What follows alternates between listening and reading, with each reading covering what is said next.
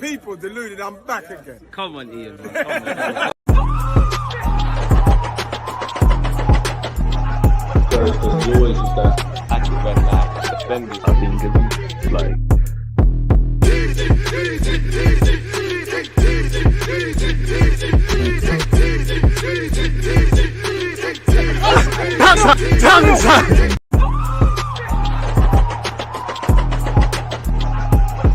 always that active and that defenders have been given, like.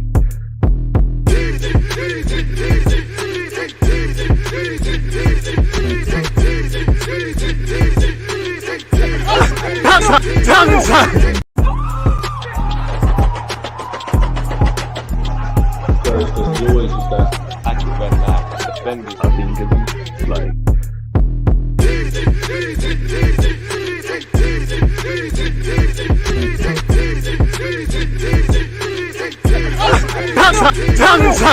People deluded, I'm back again. Come on, Ian, man. Come on. Thank you very much for that, Ian Wright. People deluded, I'm back again. Happy Monday, folks. As usual, good morning, good afternoon, good evening, and of course, good night. I hope this Monday's been great for you off the back of a great weekend. Obviously, Arsenal, 12 points from 12. It's crazy, you know. If we go back to December, think about the picture that was painted about this football club and what's being painted now. You know, a week is a long time in football, so imagine 4 game weeks. And again, a season's a long time. It starts in August, it ends in May. There's plenty of talking points. As you know, Arsenal got a lot to do. Do I think we're going to win the Prem? Nope. Do I think we're going to win the Champs? Nope. But that's all we've got to play for, and we've got to give it our best, really. We've got to give it our maximum. If we fall short, then we ask questions. Where West Ham's concerned, they got put to the sword. They got savaged. You know, we were like hungry animals, really, and we just smelt blood and absolutely sizzled them. And to be honest, I'm quite shocked that, considering their form, the last time they won is actually when they beat us at the Emirates. Surprised I haven't seen any rumours linking David Moyes with departing the club. In relation to West Ham and Arsenal, let me know your thoughts. Don't forget to hit the like button, comment, subscribe, and all that good stuff. Obviously, we're going to go over Mikel Arteta's press conference. We're going to get into the transfer news and the rest of it. Inner Circle, he's part of the furniture. My favourite black cabbie in England, mate. So, yeah, big up yourself. I hope you're doing well and safe. And as I said, you know, and I'm even, do you know what I'm happiest the most about with the West Ham game? Slightly lying, but I would say a clean sheet, because I think we should have kept one against Liverpool based on what we saw, and I think we should have kept one against Nottingham Forest. But it's important to win. 12 from 12, whatever we was doing in Dubai, it's working, and we have to keep going. As you know, between February and March, there's a lot of football to be played. The Champions League is coming into effect. Obviously, another disappointing thing around Arsenal would probably be away from, pardon me, the result against West Ham, because it weren't our strongest team, and, you know, we played quite good, is, you know, Timber, Tomiyasu, Thomas Partey, Gabriel Jesus, Zinchenko, Smith Rowe rolled his ankle, and there might even be another one or so. Injuries. We've got one of the finished squads according to the manager, and we've seen how the last 2 seasons have panned out. So we're going to have to see what's going on, man. Let me share my screen. Cheers, doing great, fully recovered, off out in the cab after this. Big up yourself, and that's what we love to see. May everyone have great health. Let's start with Mikel Arteta's press conference, people, where the gaffer said after the game, time to beat West Ham. We all knew it. We all had that in our tummies, and we knew that it was going to be a really tough match. I think you've been a bit gracious. I think we all expected a more tougher game, but what panned out was crazy. And I would say, and again, tactical analysis coming out in relation to West Ham straight after this, more or less, people. But I would say we was good for 90 minutes, but I think we hit our optimum from the 32nd minute to when Declan Rice's goal went in, particularly the first 4 goals. I am right. There's so many goals. I can get used to this. The 4 goals before half-time, or that period from when Saliba scored to obviously Trossard, that's where we put them to bed. And as I said, we capitalized on their mistakes. And one thing that previously has happened with Arsenal, teams that are in a bit of woeful form, they play us and they somewhat turn the corner. So I'm also happy that wasn't the case against West Ham. And it is about time we win. And what a way it was. You know, they dumped us out the League Cup, got one over on us unfairly based on how I felt as a fan at the Emirates. You know, they scored goals and they deserved to win, take nothing away from West Ham. But we robbed ourselves, because we should have been taking 6 points off the Hammers, really and truly. But we didn't. So it was lovely to see, obviously, Declan Rice score, get boos, and then get admiration. Lovely to see Saka Saka again get on the score sheet. Trossard bossed it. I think Trossard, Declan Rice, and Odegaard. If I had to say 3 men of the match, I would say them. Kyrgios had a decent cameo. Benjamin White continues his good form. I've already touched on Trossard. Kai Havertz was decent. He was good, but it's one where, like, if you just focus on the midfielders, Declan Rice is up there, Odegaard's up there, Havertz is there. You're kind of left wanting a bit more, or at least get a goal or an assist or in a decisive action. You know, collectively, you did your individual part. I'm not knocking Havertz, but you get the point. So, yeah, it was nice to win. Then he said, absolutely, but I'm not surprised by the way they train every single day. It's true we are missing some big players for us and some big starters, but at the end, players need possibilities and chances to judge them. And certainly today, we judge them and say how good they are. On Bukayo Saka, the manager said that at his age, which I think he's got 49 assists, 50 goals in 200 odd games. Say what you want about the 22-year-old. Saka's a star boy. He's absolutely amazing. Another one that could have grabbed the man of the match after his brace. And it's crazy we won 6-0 because, you know, I would have loved in the first half that great Trossard effort to have been slapped in. It was a serious volley. I think Trossard should have scored in the second half where, you know, he sliced it with his left peg. Saka's header. There was a couple of chances where we probably could have got more goals, but clean sheet, 12 shots on target, 6 goals, 3 points. What more can you really ask for? Saka's a great player. That at his age, in the position and consistency he shows, normally they don't go in the same line. He's proven everybody wrong and showing he can do it. What he has done today as well, I had doubts that he was going to take the penalty or not because of what happened last season, but it shows as well how mature he is and how determined he is to go to the next level. Fair enough. Saka's got big bollocks there taking that pen after actually missing against West Ham last season. On our ruthlessness, he said that we want to learn, that we want to be better every single week, and that we are not satisfied. After the Liverpool game, we have to show now that we have the capacity to replicate that level or be better, and that's the way the boys trained the whole week. On Declan Rice, I'm really happy with him because it was a very emotional and special day for him. He loves West Ham so much, and today he had to focus on the task and what he had to deliver. Set pieces were one of those where he obviously got 2 assists, because when we have certain players on the field, he can threaten from outside the box more than inside the box. Then I was really pleased to see the class of the crowd as well to give him the reception that I think he deserves. On being able to silence the home crowd, we try, but the opponent plays as well. We certainly want to do that and play in the opponent's box as much as possible, and you're going to provoke that normally, and today we managed to do that. He spoke on Trossard and Havertz and said, it's something very different, and the way I had the game in my head and the spaces and behaviors that they have, how we could hurt them the most with Leao and Kai in those positions. And then we saw that in executions, credit to them, they did really, really well. On if the boss agrees with Saka's comments that they were smelling blood in the title race, that's up to him to say. What I want as a team is for them to be better and better. And the way they trained this week, they were totally focused after Liverpool to say, okay, now it's a big task and now it's time to go to another level and beat West Ham. And they certainly did that. Then he said, yes, obviously we are maintaining and building some momentum now, and the performances have been really strong, as well as the results in recent weeks. 12 points from 12 in 4 games. We need to maintain that because the other teams are doing it as well. We are not the only ones. We need to recognize that. Now on to Burnley. On the players and the standards, yes, because we know the standards and the level that we are facing. We need to be at this level if we want to have any chance to be successful. On Declan Rice with set pieces, I mean, he's becoming an all-complete midfielder, isn't he? Yes, it was something that we knew and we could imagine. It depends who as well, who plays in a team, how much height, presence and physicality that we have inside the box to make those right decisions. He certainly has the delivery. He used to do it here at West Ham as well, and he's done it in the national team. It's another thing that we can add to his game. On if he thought about keeping Saka on the pitch for a hat-trick, no, I thought it was time to take Saka off. While I'm disappointed to see Saka not get a hat-trick, Mikel Arteta on the best of days is uninterested with taking off our star boy. So I was happy to see, you know, him actually come off. I know he'll be disappointed because he could have grabbed a hat-trick, but there'll be plenty more opportunities. And most importantly is the result. So yeah, man. He said because he's played so many minutes, we had to give him a rest to give an opportunity to someone else to step in. And big up young Ethan for getting minutes against West Ham. When you look at, you know, Ethan's got 2 chances in London derbies against Brentford last year, and obviously West Ham. Be nice for him to get a run out of the Emirates. On Tomiyasu, he said he had a niggle when he came back from the national team. It was not the moment to risk him after how many minutes he's played. I hear that, safety first, precautions, but going into, obviously, hindsight's a wonderful thing. Kyrgios did his thing, did all right. But going into the game, I think a lot of people, including myself, would agree we probably would have wanted Tomiyasu to have been in the squad, people. But it is what it is. On Ethan, he said there's something that you have to do in your team, and that is trust of your teammates.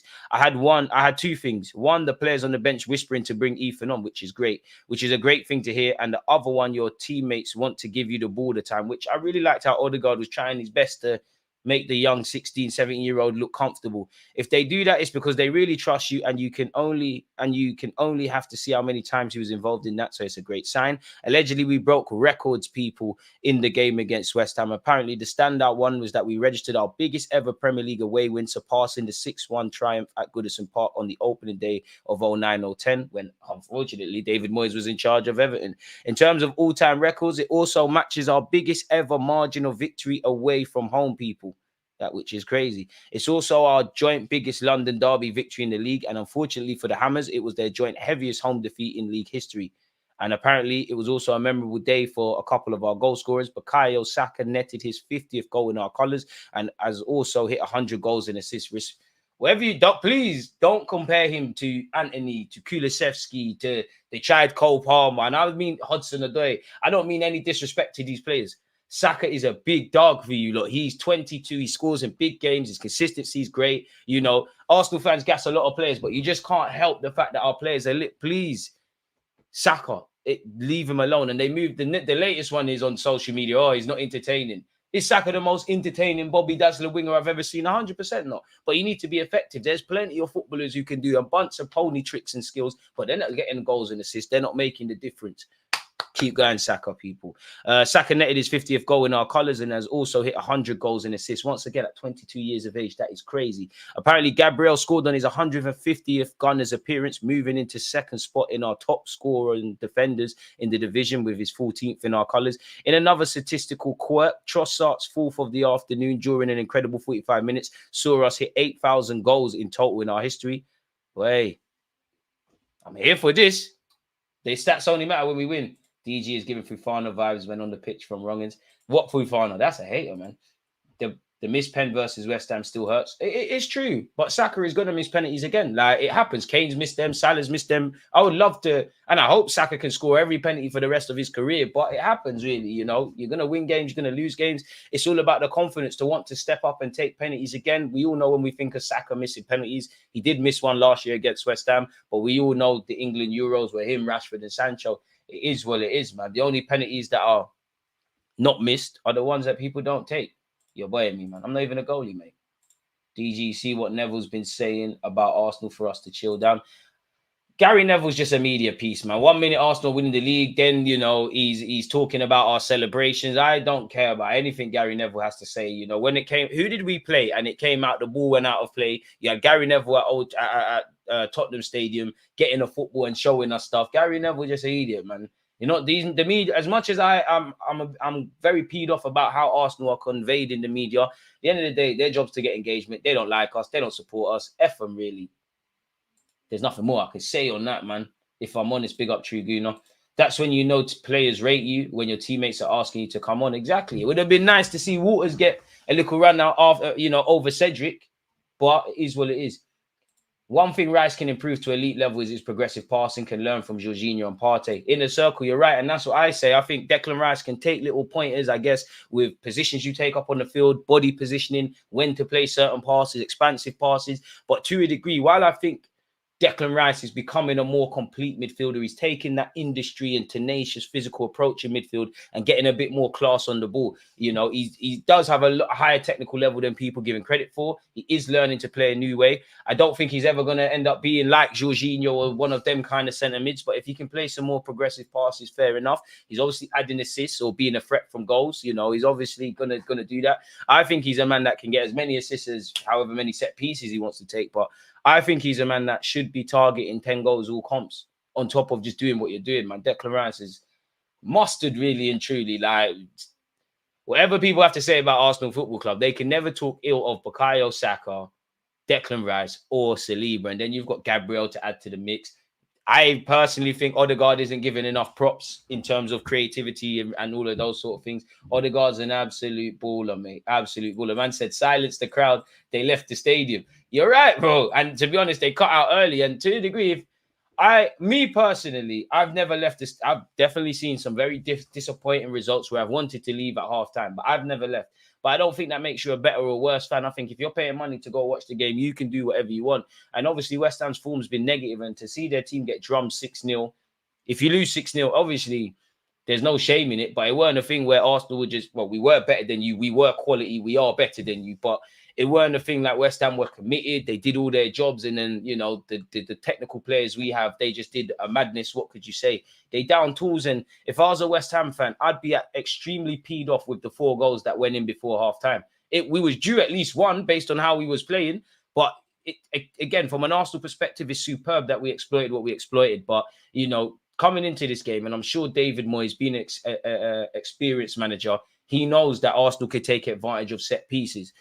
And 2 of them goals were poor from them. You know, okay, fair enough. The Saliba one, it's a bit of quality.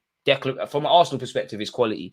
It was poor in what led to the free kick that Declan Rice delivered from Gabriel. It was actually poor how they gave the ball away, to which Odegaard obviously set up Trossard. It was just terrible. Even the marking for Saka, you know, again, they're not learning their lessons, because if you go and watch that game again, and I spoke about it in the tactical video to come out, obviously Saliba scored in like minute 32. In around the 20-minute mark, we have a corner, and it's the same routine, but from a different angle. In the second half, you know, when Saka got that second where he's put it on his left, and it's good build-up play from us. That kind of happened a few moments before, so they weren't behaving street smart, really.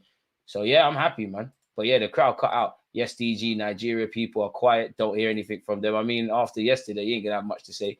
Big up, DG. I was struck in the wilderness yesterday and missed our first 6-0 in the league for the season. I'm happy and sad at the same time. Highlights business. Nobody's talking about that 50 million spent on Benjamin nowadays as well. Jay, tell them. Gabriel's starting to get his flowers, but Ben White is very underrated. You're right, man. Gabriel, it's been a massive journey with Gabriel getting his flowers. And if you ask me honestly, underrated players at Arsenal, Gabriel's still there. He's starting to get his flowers, but if he makes mistakes, everybody's vocal. I think Benjamin White, you're right, he's there.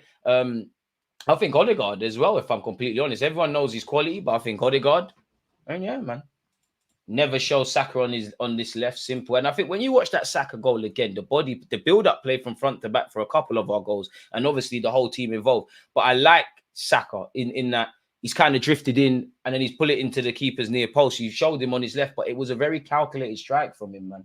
You never show him on your left-hand side. Why does it feel like none of our injured players aren't recovering? Happy we're winning, but we need the squad to be fortified.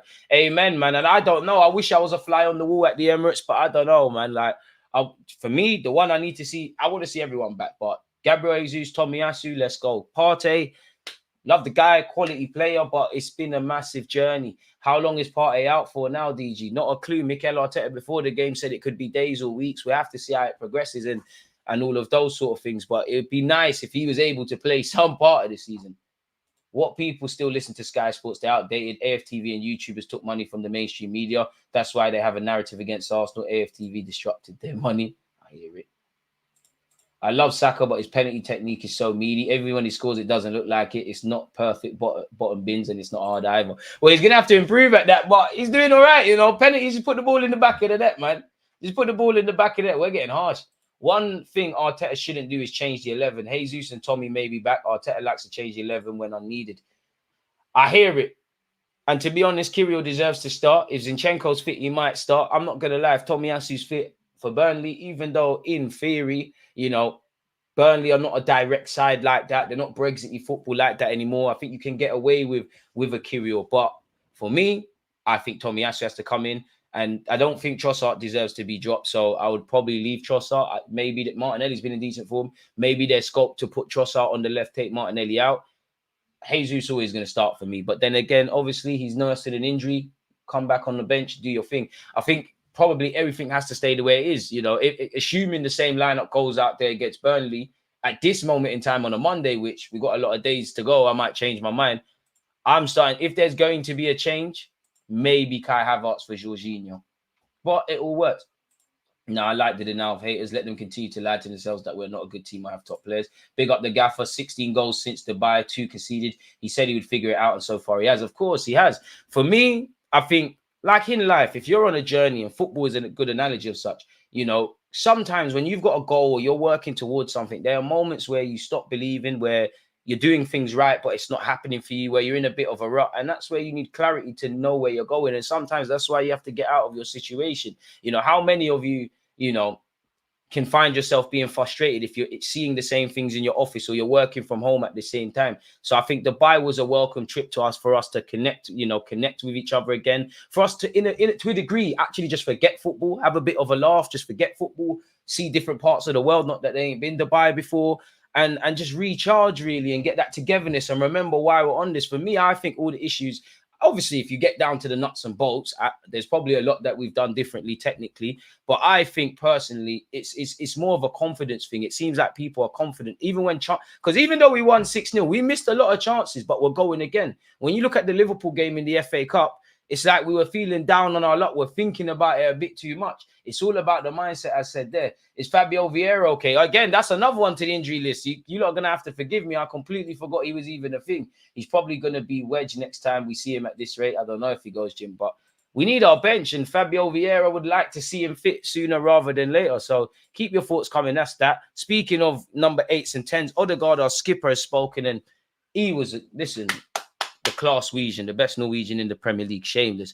It was a really good game and strong performance. I think coming from a big game, a big win, and to come here and back it up with this performance is a brilliant sign. During the game as well, we just wanted it more and more. I really liked the performance and mentality of the team. Now, I know we're not going to smack teams up 6-0, but that's what I want to see. Like this, the boys should be sitting there and say, if there's games where we smell blood, where we're on top, let's try and make sure that leads to goals, because I know we beat Sheffield United 5-0, but if we're honest with ourselves, that should have been done in the first half. I look back to Brighton at home and Wolves at home, and that we got 3 points. There's nothing to really waffle about, but we needed to convert our chances. Obviously, we've arrested the issues. If we were to play, I believe, when we lost to Newcastle at their place, Aston Villa at their place, or West Ham at home, if we played them, in the next 3 games, I think it's a different outcome. But that's not how the cookies crumbled. We've dropped points. We've got points on the board. We will drop points again. It's about ticking over, because to be honest with you, as I've said, I don't believe Arsenal are winning the Premier League. Of course, I want to be wrong. I just don't believe it. But if we are to do that, we have to control the controllables. And I don't think there's much error for us to drop points, if I'm completely honest with you guys. Like, I don't expect us to win every game, but I think we need to kind of take points from all the games, at least with the exception of City. But we'll have to see, man. Big up Odegaard. I don't think he's lying here. We always want to improve. We always want more. I think today we showed that during the game as well. When you go 3 or 4 up, it's easy to drop off a little bit, but we just kept going and wanted it more. That's what I really liked today. Then he went on to say, I'm happy to contribute to scoring goals and to winning games. And I think when we play like we did today, I think it's easier for everyone to shine. Facts as well. That's what we saw today. Everyone enjoying their football and playing well together, and then it's easier for everyone. It's been a joy since I was handed the armband, and I've enjoyed every moment. I've said it many times. I love this team and I love what we're doing. We're going to keep pushing, keep improving, and hopefully we can improve all the time. The last game at home was an incredible atmosphere, maybe the best I've seen in my life, to be honest. The supporters have given us so much the whole season. Last year, they've been there, and we want to keep giving them something back. Today was another good day to do that. I don't think anybody is going to complain. Again, people, shameless plug, completely off topic, but for a more in-depth tactical review of my thoughts of the game, that will be out at, what time is that? 4 p.m. So you lot got time, man. You lot got time. I'm glad Odegaard got his assist yesterday, because he deserves about 20 more for Arsenal. You're not alone in that, man. I always think Odegaard's a player that I don't have him down as a goal scorer. But what you showed me last season, if you can keep doing what you're doing, but bring that last season element of it was cash money, Odegaard on the edge of the area. I mean, he got what, 13, 14, 15 goals? I don't know. Can we bring a bit more of that Odegaard? But he's been cooking for a while. I think him and Raya's form has been all right, and it's not really highlighted really and truly. I think in the present day, unless you're getting goals and assists, which he got assists, people aren't really waffling about it, man. But good day at the office, man. We've already covered that. Let's see what else have we've got concerning Arsenal. Arsenal given Tomiyasu injury boost, but face anxious wait on Jesus and Zinchenko for Burnley. Boy, Arsenal's injury list is set to be eased slightly, with Takahiro Tomiyasu, better yet, absence not thought to be serious. There had been some hope that the 25-year-old could return to the Arsenal squad for their Premier League clash with West Ham after spending the last 5 weeks away with Japan at the Asia Cup. Upon returning from the tournament in Qatar early last week, though, Tomiyasu was found to be struggling with a small calf niggle. Tomiyasu has been dodged by calf problems for much of his time in North London and missed most of December with his latest step back. Understandably, Arsenal are keen to err on the side of caution and elected not to include him in the matchday squad for their 6-0 victory at the London Stadium on Sunday. The problem is not thought to be serious though, and there's hope that he could be back in time for the trip to Burnley this coming weekend. It's less clear if Zinchenko will make the journey. However, the Ukrainian international has been struggling with calf problems of his own since the new year and was forced to miss the win over West Ham. Jesus is also a doubt for the Burnley game as things stands. The Brazilian has been dealing with knee problems since the 5-0 win over Crystal Palace last month, and despite playing and scoring in the subsequent fixture against Nottingham Forest, he has missed both games since, and you wouldn't have known he had a knee injury unless Arteta said that based on the Forest game. Smith Rowe is another one who's being assessed ahead of the trip to Burnley after sustaining an ankle injury in training. It's not thought that his absence will be long-term. However, that's good news. The Gunners are monitoring Thomas Partey's fitness. The Ghana international has played just 15 minutes since August. Now, I've got a lot of time for Partey, but unless we get back last season's Thomas Partey, where you're fit to make 40 appearances, 33 in the league, the best for all your ability, if you're not about, you're not about. And if we want to be City, Liverpool, and these kind of clubs, you need your players to be fit. Obviously, people get injured, but for the vast majority of Liverpool's life, when they were winning stuff, Salah was there, Trent was there, Van Dijk was there, Fabinho was there, whatever have you. City the same. Kevin De Bruyne had a mad injury and he's coming back, but typically he's fit. We can't, even with, like, I'm a big fan of Gabriel Jesus, but it's getting alarming now, these injuries. Thomas Partey, it's more acceptance. Smith Rowe, unfortunately, it's more acceptance. Tomiyasu, the only dot against your name is you're another kind of one. Fair enough with Timber, he got a big injury. It is what it is, but we need our players to stay fit. Apparently, though, people, where Partey is concerned, you know, he's only played 15 minutes. As Football.London reported last week, it's not thought that this latest problem will require any surgery, and there's hope that he could return sooner rather than later. Timber and Fabio Vieira remain long-term absentees. Meanwhile, Arsenal are also managing the fitness of Jorginho, who has been dealing with a foot problem and was unable to start at West Ham despite his man-of-the-match performance in the 3-1 win over Liverpool, which is a bit concerning, really. We've gone over that. So, yeah, I won't read that again. Bukayo Saka, what has Saka said? Apparently, Bukayo Saka says Arsenal sent a message to their title rivals with their record-breaking 6-0 hammering of West Ham. Specifically, the 22-year-old said, we knew this was a big game and it was really important for us to win and make a statement. We did really well scoring 6 and keeping a clean sheet. Of course, I had my own targets for how many goals I want to score. I know these days the media like to compare players. I just stay in my own lane and stay focused on what I want to achieve, what I wanted to achieve at the start of the season. I'm still going and I've got quite a few more to go. Come on, Saka, let's get... Don't make Saka get 20 goal contributions. He's flirting with it. And before, once again, if you've got these wingers, stop comparing him to Saka. They're different. But all of these rival fans say they don't rate Saka. He's the first one they compare him to. He's the benchmark. And he's starting to get the same things that was said about Salah, about him. Oh, he's not entertaining, he's not effective, he's not this, he's not that. Who cares? Saka make the difference. We keep it moving. We stay in our own lane. We don't watch no one else. He said, if you're going to be a penalty taker, I don't know any penalty taker that scores every single penalty.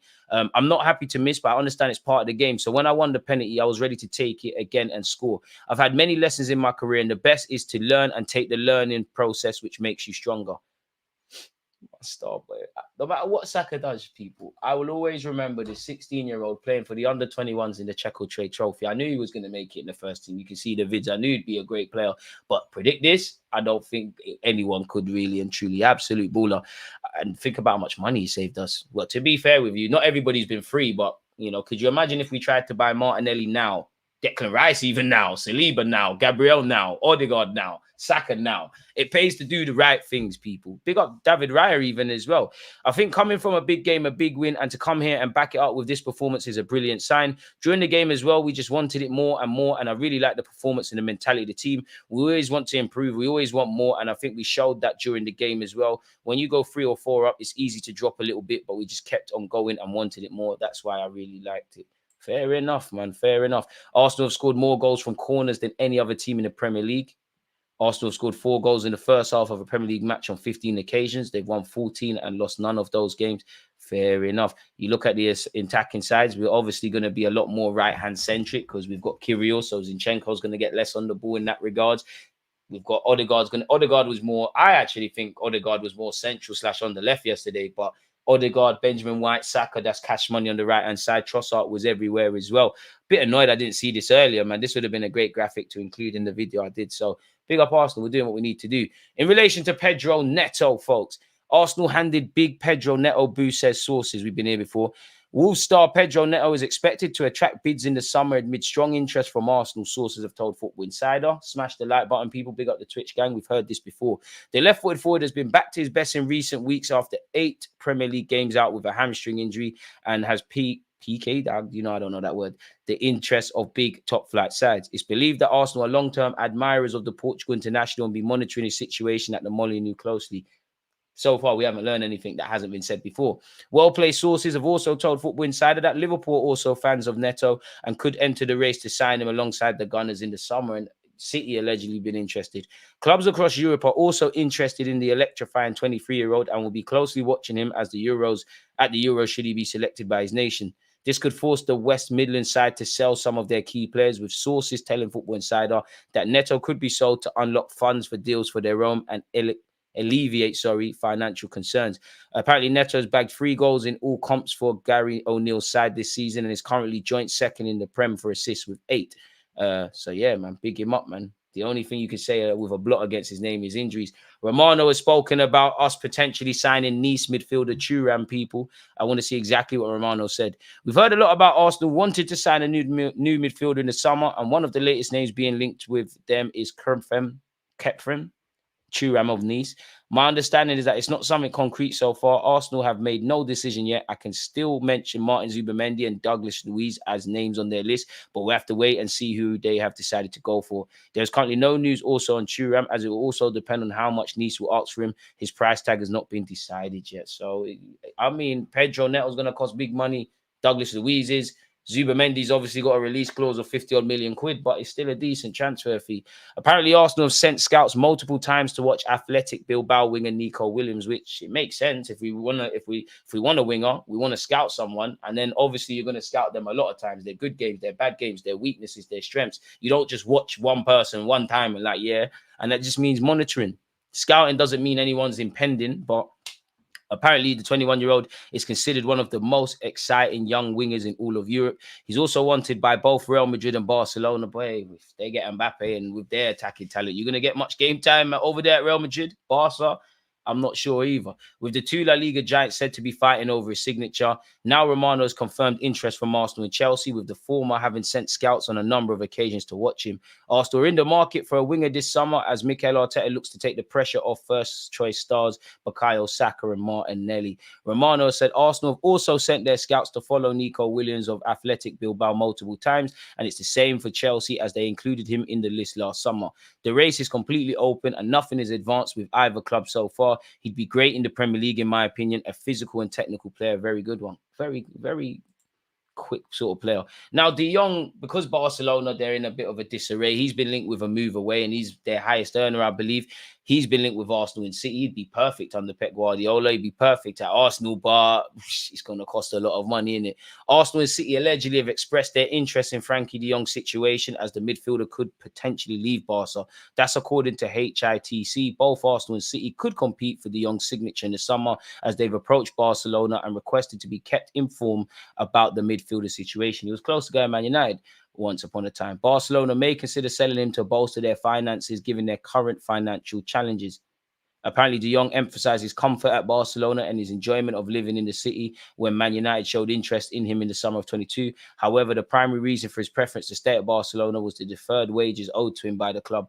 Nonetheless, his stance could potentially change in the upcoming summer transfer window. Despite Barca reportedly considering offering the Dutchman a new deal early in the season, they may entertain the idea of selling the midfielder if they receive a significantly lucrative offer. Several clubs would be interested, including Man United, although Arsenal and City now seem to be front runners for a signature. Arsenal and City engaged in a battle for Declan Rice last summer, with the Gunners ultimately securing his signature. Guardiola had been keen on signing a new midfielder following the departure of Gundogan and has also set his sights on other targets such as João Neves. That Benfica lad's decent. Give me Frankie and Zubamendi. It's going to cost too much. It's going to cost too much money, man. What? Frankie de Jong's going to cost around 100. My man's 150. So that's like 150 euros on 2 midfielders. Winger's going to at least cost as conservative as 50. If we go and scout an emerging star, great. But if we're going to go for these household names, it's 50 upwards. So that's about 200 million. Striker is costing 60, 80, 100 million.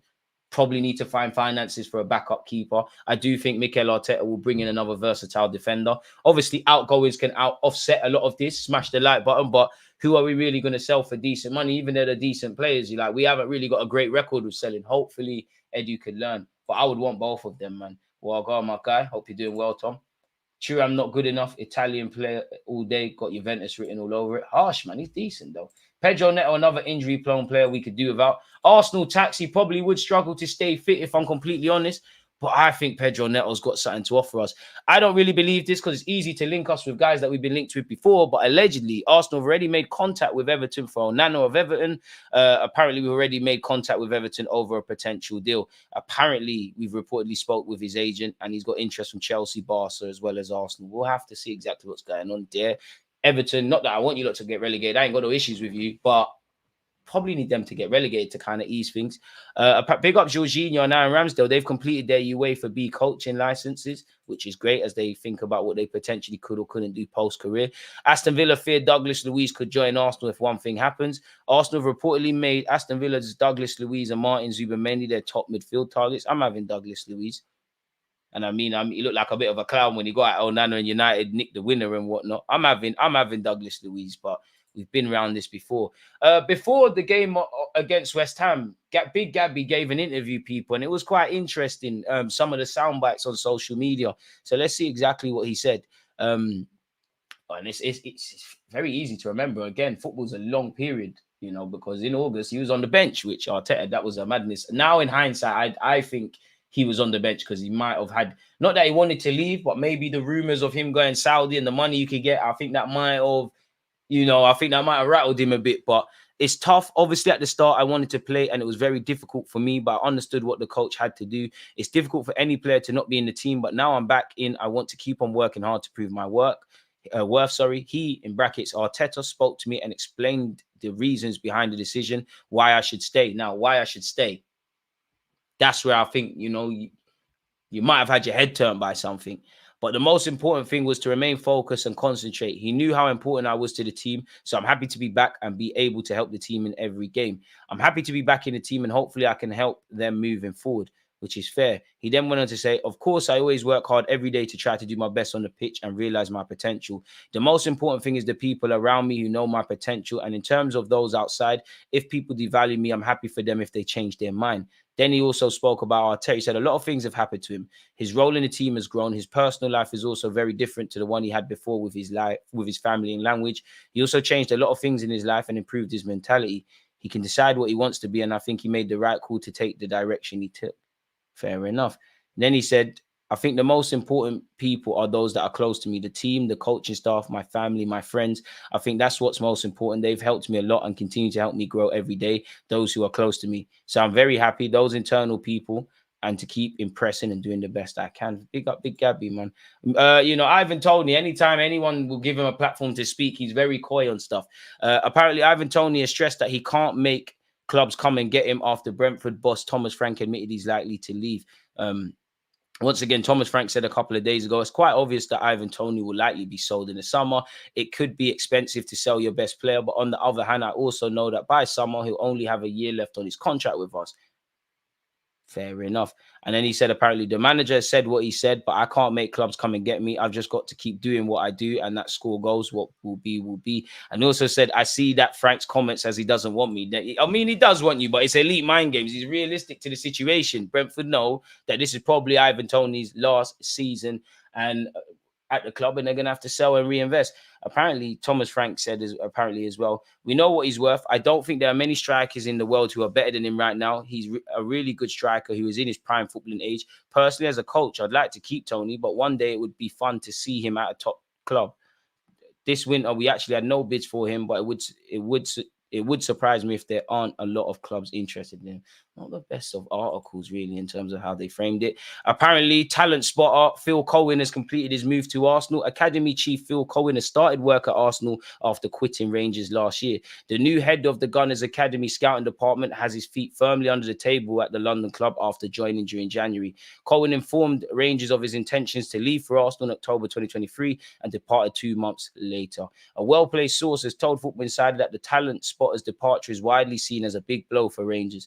His last role at the Ibrox was as head of talent identification, but he spent 15 years with the Glasgow Giants in total in various capacities. So let's make sure we're getting the best homegrown and scouted talent, really and truly. We've been linked with Hato once again. Allegedly, Arsenal are considering the sale of Jakub Kiwior this summer, says the London Evening Standard. It could be a case of cashing in on him to make way for Jarell Hato. Fair enough. And, you know, even though I do think people are gassing, I'm not going to lie, I think people are gassing up Kyrill's recent performances a lot, but they're a step in the right direction. And whether we rate him or not, if Arteta thinks, you know what, we might have got a dud here or we haven't done well enough, he's being interested and being linked is very different from bids, but he's still being linked with Napoli, AC Milan, Roma, so maybe there's something there. And I wouldn't say unpopular, but I do think there'll be not a surprise, but I do think there'll have to be one departure that some people wouldn't necessarily see. And we'll have to see, you know, Kiwior, Ramsdale, Smith Rowe, Reece Nelson, Eddie Nketiah, Partey, Jorginho, El Nene, Cedric, Lull, and a bunch of other players for that matter, actually, you know, all going to be linked with moves away. Well, Cedric's gone, so it doesn't really mean much. Vlahovic's Juventus future depends on their new coach, and he's been linked with Chelsea people. I think he's been given the Italian League Player of the Month for January. The only thing he's not been doing in Italy, I don't think he plays well against against the Milan clubs. I'm sure he doesn't do well at the San Siro. Apparently, and this is where I don't buy the Vlahovic relinks to Arsenal, because you keep hearing Juventus want to give a man a new deal. Juventus will soon begin talks to extend Vlahovic's contract, but transfer expert Matteo Moretti says the striker's fate is tied to Allegri's departure. Apparently, the contract extension talks between the Serie A giants and Vlahovic have not yet begun, and it's still too early to know what the future has in store for the Serbian international. Apparently, Chelsea tried to get him last summer, and he feels other Prem clubs will inquire about the ex-Fiorentina start at the end of the season. There's a feeling that Vlahovic's future will also depend on Maximiliano Allegri's, whose contract in the Turin runs out in June 2025. It's not yet guaranteed that the 56-year-old will remain in Turin beyond the summer, and according to Moretti, Vlahovic's decision on his future at the Allianz Stadium will also depend on the potential replacement for the coach. Currently has a deal until June 2026, people. Once again, Arsenal and Chelsea are to do battle for Nico Williams of Bilbao. I mean, we know we're bloody good at set pieces, but it's lovely to see. Marquinhos is set to join Fluminense, people, on loan. I mean, it ain't worked out for him. Apparently, he's finalising his loan move to Fluminense. The 20-year-old had a season-long loan at Nantes cut short last month, as you know, after he expressed the desire to play for Brazil's under-23s at the pre-Olympic tournament, which finished on Sunday. Fluminense are paying a loan fee and could try to make the move permanent in the summer. I mean, for a team that's struggling with FFP, obviously, Sosa's left. We picked up a couple of loan fees. Every little counts, I guess. Really, he struggled for game time at Norwich as well. He just hasn't adapted to life in Europe well enough. And to be fair, for a young 20-year-old to go from Brazil, 6 months, come to London, different way of life, then you go to another part of England in Norwich, then you're going to France. Obviously, you're a footballer, you're going to move around, but it must be a bit difficult to adapt. On top of that, I just think, I don't judge anyone on highlights, but if you saw, and we done a live stream, if you was there, we watched Marquinhos' highlights, and we just knew, like, all of us, some of you in the comments were just like, oh, this must be a money laundering signing, man. There must be something. Once again, Juventus are already preparing to offer Vlahovic a new contract in an attempt to fend off interest from Arsenal, which is very different from what we just read. He has 12 goals in 16 Serie A starts, people, at the moment in time, people. So we'll have to see. Where's the Arsenal bit? He's got interest from several top European clubs, including Mikel Arteta's Arsenal. Fair enough. I mean, strikers or quality strikers are plenty, and not really something that's a plenty. But you can make a case of several clubs wanting a striker. You know, United could do with a more experienced one to ease the burden on Højlund, who's finding his feet. Spurs haven't replaced Harry Kane. We evidently need a striker. Chelsea are probably in the hunt for a forward. I wouldn't say Liverpool. You could make a case, but I wouldn't say Liverpool. City don't need one. They could get one, but you've got Haaland and Alvarez and the abilities to play several players as a false nine. PSG with Mbappe leaving, in terms of bringing another attacker, they might go for a striker, but it's not exactly like for like. Who else is there? Real Madrid, boy, they don't necessarily need one if they get Mbappe. Barcelona need players as much as they can get. Bayern Munich have Harry Kane. Who else? I'm sure there is, but I don't really believe half of that, people, man, if I'm honest. I don't mind Neto, limit his minutes and he'll cook here. I think Neto will be, if Neto can get over his injuries, I'm for it, people, because he's explosive. He's showing he can play on the left and the right. We've wanted him for ages. I'm having it, man. I'm having it. Do you think Toney knows where he goes next summer? The comments of him and Thomas Frank seem to suggest that. I wouldn't say anything's indefinite, but you'd imagine him and his advisors, they're dotting I's and crossing T's and having, you know, secluded dinner dates with club officials, and he probably knows where he's leaning into. Marquinhos was duty from the jump. Nobody even heard of the industry plant, man. So how long does Big Gabby stay from here on? You never know, Chris. In football, you never know. People could leave. You know, admittedly, obviously, I love Big Gabby. I always stick up for him. But at the same time, if you had to sell one of the top centre-backs, I would rather sell Gabriel than Saliba. Saliba's a couple years younger, and I think his ceiling is that much higher. So probably that. But you never know. And in the end of the day, you didn't grow up as an Arsenal fan. This is just your work, innit? So you really never know. But let's hope no time soon. Let's give credit to the unsung hero who has fueled our recent winning run, Salt Bay. He said, Arteta got meat from an ex-man in his mouth and he done all right there. Pause. But I don't know. If that's what them man want to do, go back to Dubai and do that, man. God knows what we did over in Dubai, but keep it going. It pains me to say this being Scottish, but England have to win the Euros. If they don't utilise the talents of Foden, Rice, Saka, Bellingham, then it would be the end of Southgate. I think he steps down regardless. I do think people need to consider the experience factor. I'm not saying they need to start, but the Calvin Phillipses, the Hendersons, these kind of guys are needed in international football to a slight degree. But I agree, man. I think people are harsh on Southgate, myself included, but you can't really have a manager this conservative with the most explosive talents that you've had, or attacking talents. And this is, in my lifetime, this is when England have been the most balanced. Could there be improvements made at left back potentially?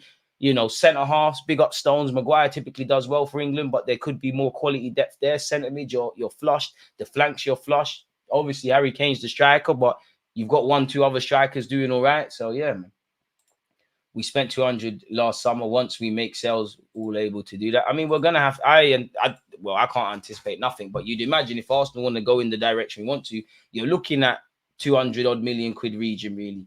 I want to see us sell well, though, man. I do want to see us sell well. But it all depends. Like, how much is Nelson going to bring in? Maybe 10, 15. Eddie Nketiah, I don't think we're going to get big money, but on a shameless thing, he's an England international. He's arguably at a point been Arsenal's first choice striker. Surely, you know, in fact, surely about 35-odd million quid's about fair. I think there's a reality you loan out Eddie Nketiah somewhere, and I only say that because if he went somewhere and he had like a Solanke season where he's got 12, are we in a position to get more money? Obviously, Smith Rowe isn't going to bring in the transfer fee he would have brought in had he been playing and doing what Smith Rowe of old was doing, but based on being linked to Newcastle and Villa and West Ham, there's someone that will get interest there. So there's them, you know, the free Haylem boys. We have to keep some of them for homegrown reasons. Anything less than 35 to 50 million odd for Ramsdale is a shame, assuming all these guys leave. Not quite sure if and when we'll get offers for Toney, Lokonga or Tavares. There's probably some players I'm missing out there. Really, Partey, I'm sure the club would like to move him on, but if you know, he's on big wages, and if you genuinely want Partey at 30 odd years of age, do you tell him, you know, run down your contract, or we'll talk to you in January and pre-agree a contract? Big up DG. Did you see Matisse's stream yesterday? Turned his sign red and brought out flowers. He's a madman. Big up Matisse, man. Big up to him for getting on Sky Sports. Happy Monday, right back at you, Stringer Bell, man. Appreciate you tuned in, and everyone else. Yeah, he hasn't scored against Inter in Serie A. See, I know these things. Hato is coming. We sold Lino for a reason. Probably, but at the same time, you know, Lino's contract's running down. It doesn't look like there's a pathway here. Kyrill's ahead of you. Had Tierney stayed to be ahead of you. Timber's ahead of you. Tomiyasu's ahead of you. There's definitely Zinchenko's ahead of you. It don't make sense.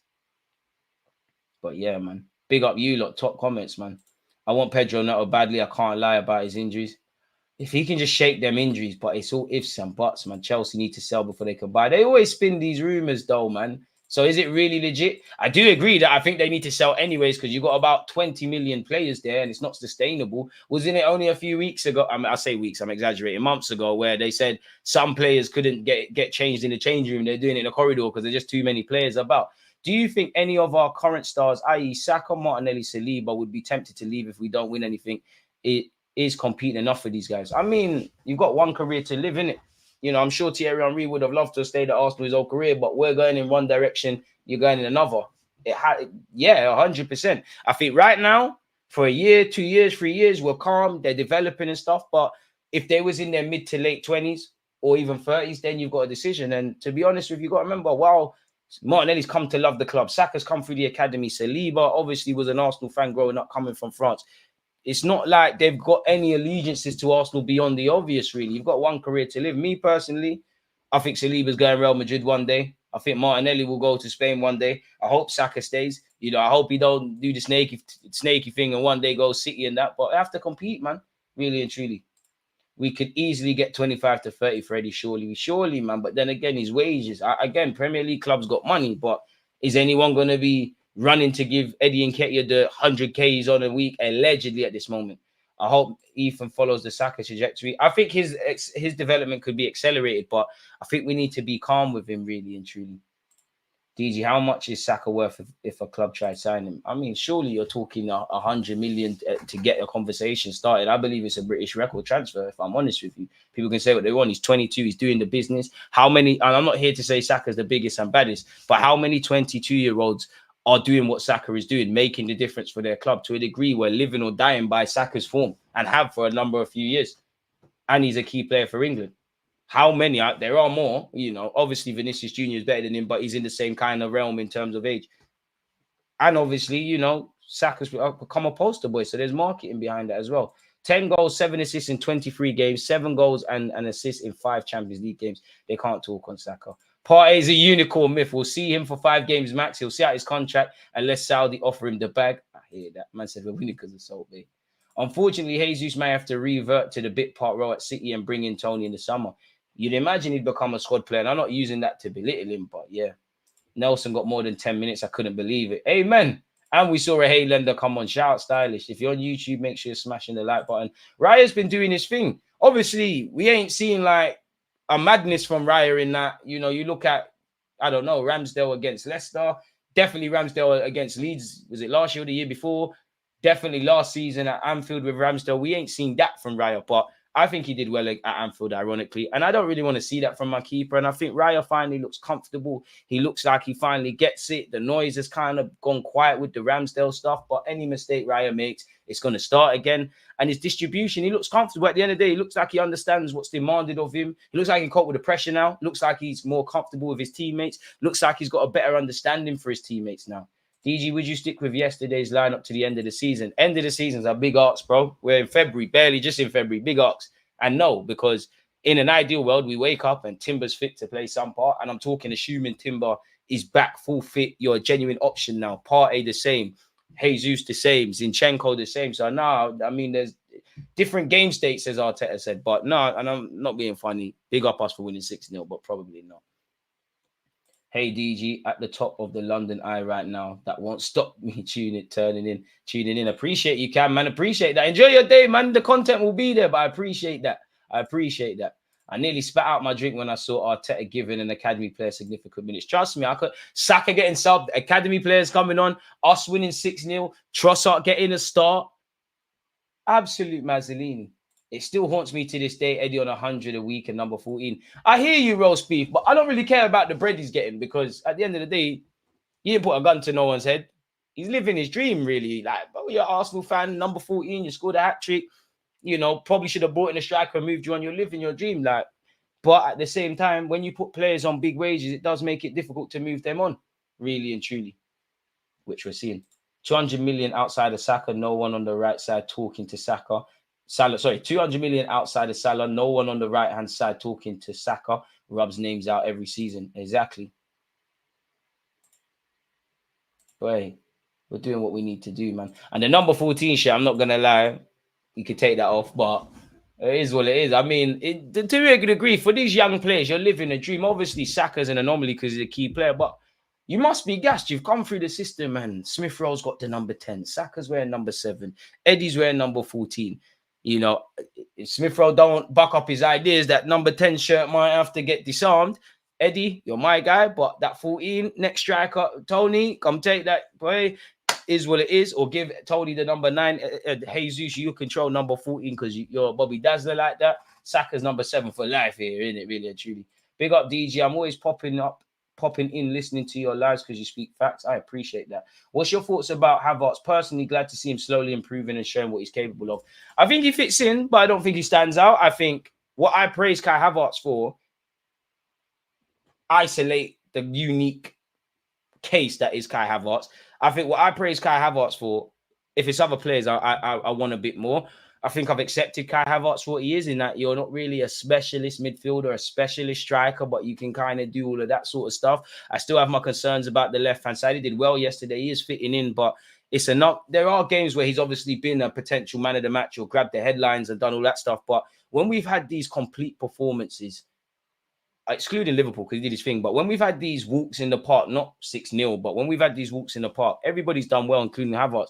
But you're just wanting a bit more. I just want him to influence the game a bit more, but that's not him. He's not Granit Xhaka. He doesn't have the same sort of way of playing as Granit Xhaka, and I think it kills the left-hand side. And obviously Declan Rice is better than him, Odegaard's better than him, but as I said earlier, you know, Declan Rice and Odegaard, for what they bring to the team, them man are up there based on that game. Kai Havertz is higher based on his performance, but he's there. He just left wanting a bit more, really and truly. You know, Martinelli's got credit in the bank, but I feel, you know, out of the players that play in midfield to the attackers, I know Martinelli had a hand in one of the goals, but wanted a bit more from Martinelli. Feel it was not a quiet day, but wanted a bit more.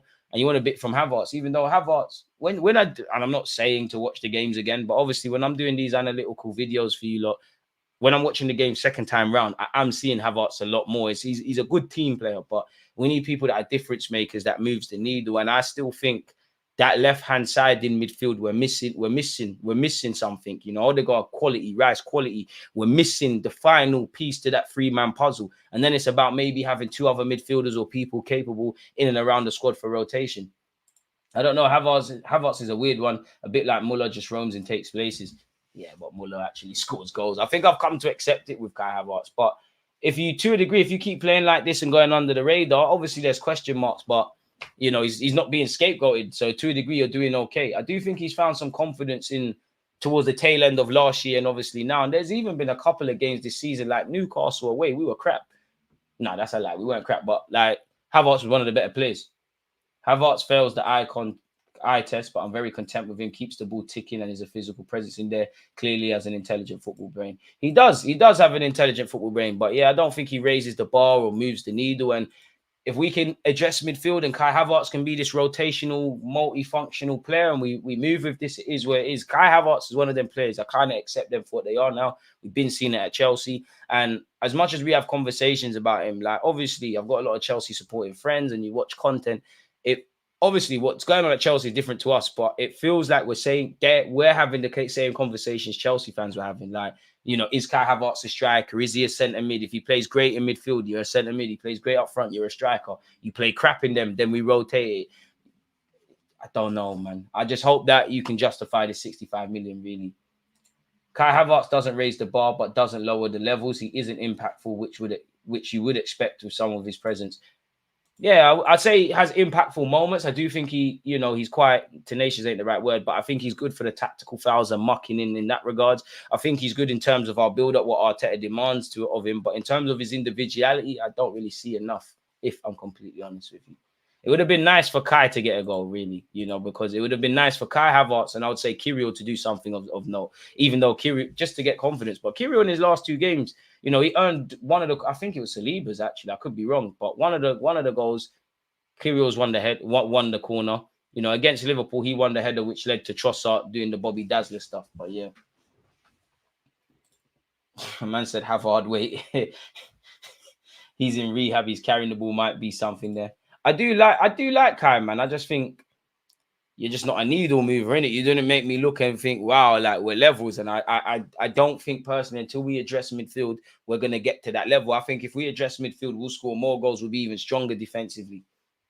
But big up Kai, you're here for a reason. My opinion don't matter. Kai Havertz, you were signed by Mikel Arteta. If he's happy with your performances, then it kind of is what it is in that regards.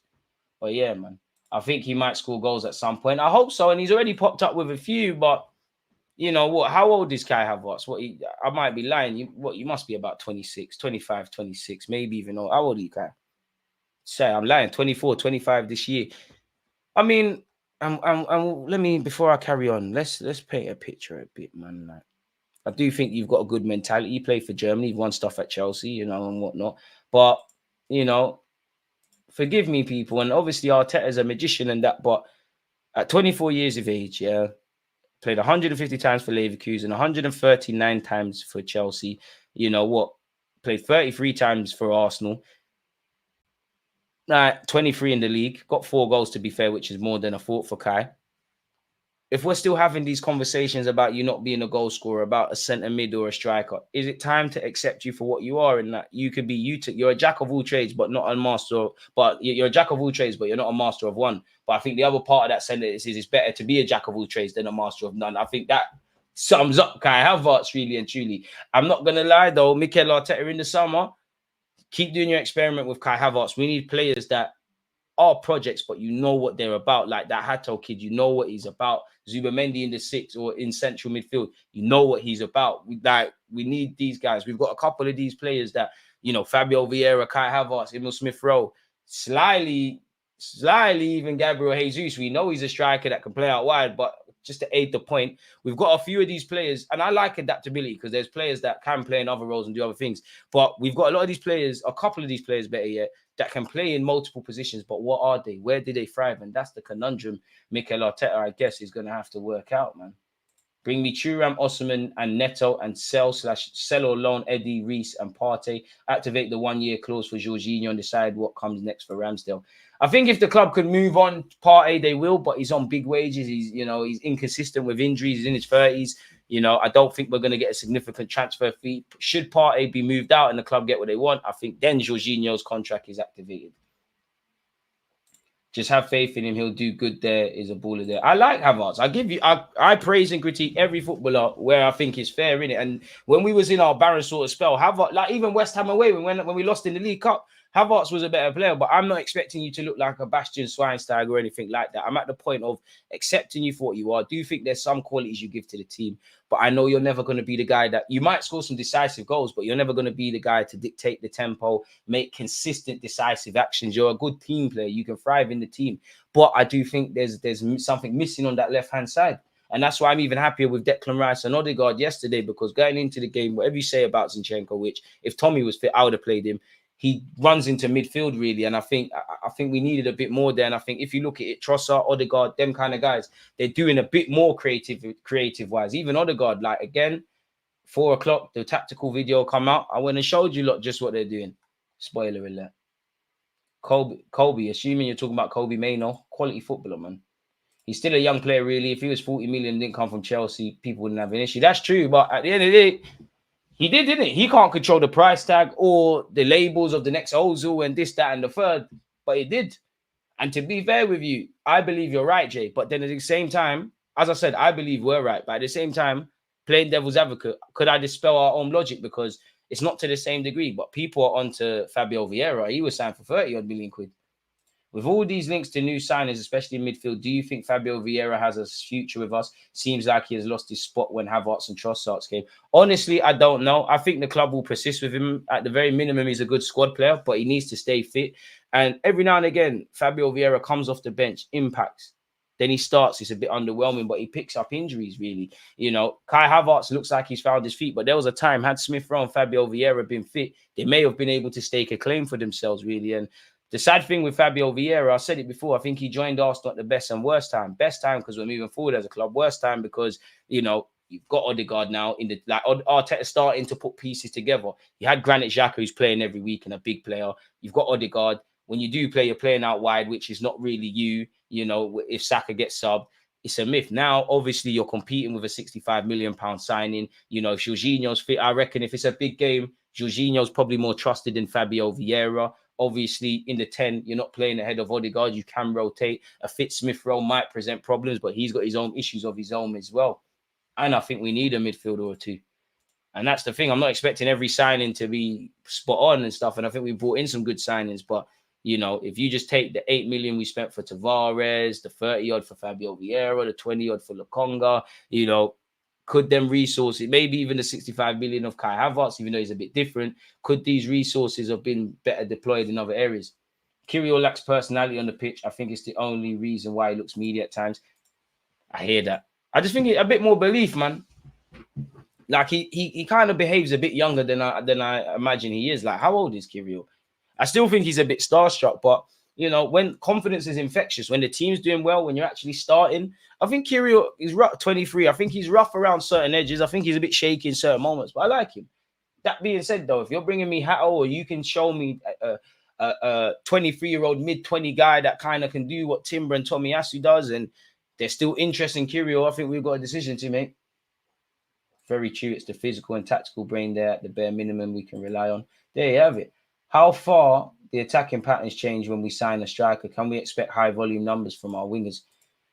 To be fair to you, I think everything will stay the same, but it all depends on the profile striker. You know, we might obviously we're not a direct team, but we've got elements of like we've started bringing in the ugly bits like set pieces. I think they're beautiful when you consider we worked all week, but the ugly bits of obviously crossing the ball and heading, that's don't really sound sexy to Arsenal fans. But there's that. Obviously, we've showed it when we equalised at Chelsea, when we beat City, and there's plenty of other examples. Raya can go long and stuff like that. So I do think that's an element maybe we leverage, but I don't think things will stay. I think things will stay the same, really. I think the philosophy kind of stays the same, obviously altered to get us better, but more or less the principles is what it is. Jorginho deserves way more credit. In a correct season, I think the guy is one of the best at what he does. It's true. And I mean, Jorginho's CV reflects that. You just wish he was a bit younger, a bit more athletic, and I might think a lot different with midfield. And, you know, it seems like Jorginho kind of has to be managed carefully because Arteta, for a number of weeks now, keeps saying he's been carrying a knock.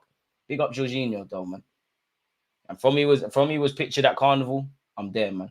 I think Smith Rowe will be sold. Bruce Wayne, I think you might have a case. He's got 2 years left on his deal, turning 24. It's a bit more of the same from last season. On the topic of being fit, is the best quality you can have. Then there's a decision to make.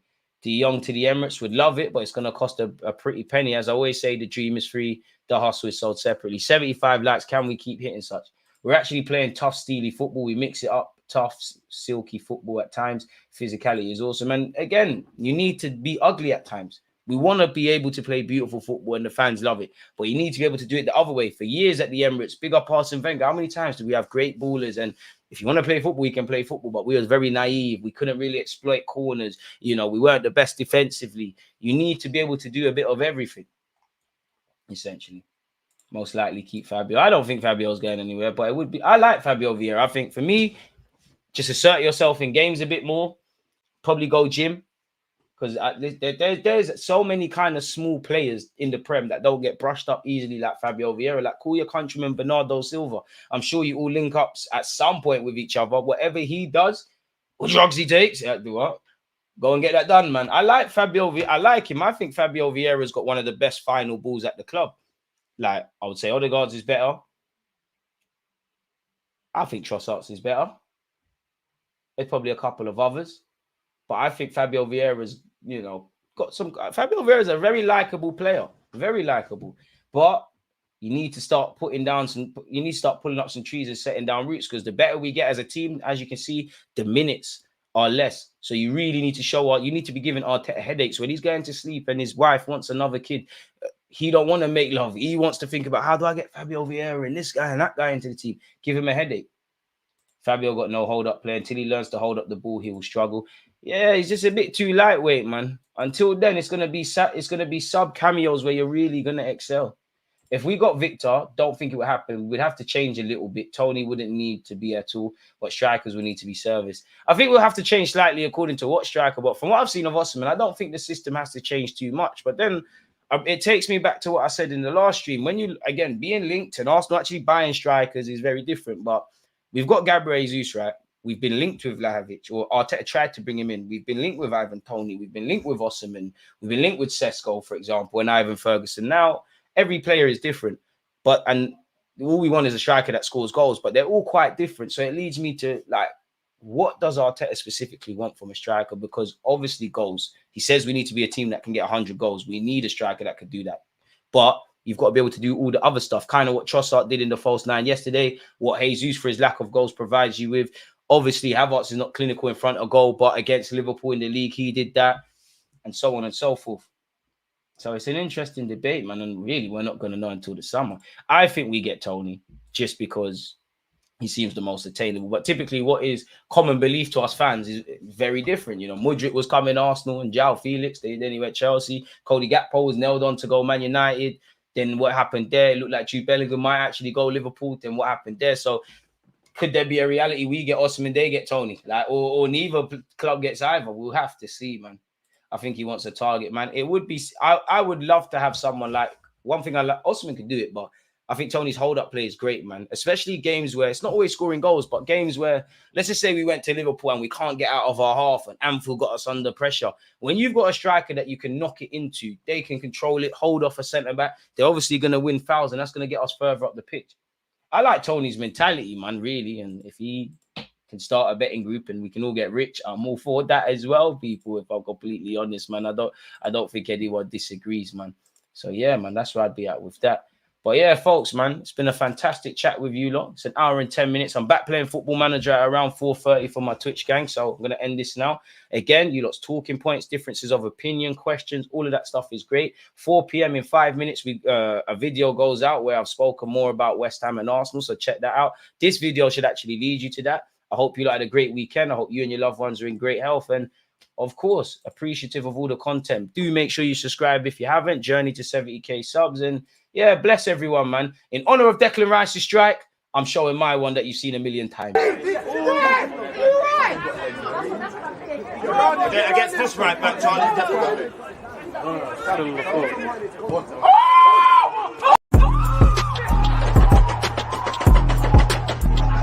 There's always just that active red flag defending. I think it's like